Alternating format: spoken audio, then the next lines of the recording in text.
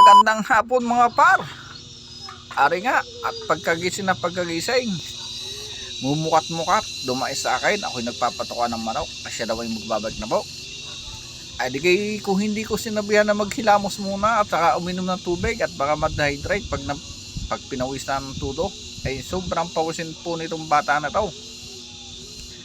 Ay di kay yan ang agahaw at maalam na ay sulit ang pagod ng tatay sa isang mag-araw na pagtuturo.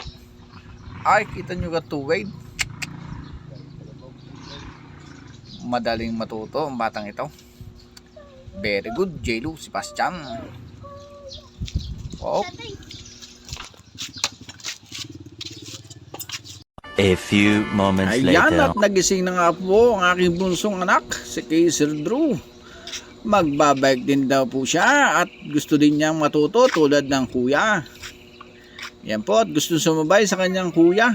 Sabi ko po yan ay antayin nating makatakbo ang kuya para mahawakan kita at binibidyo ko ang kuya. Thank you.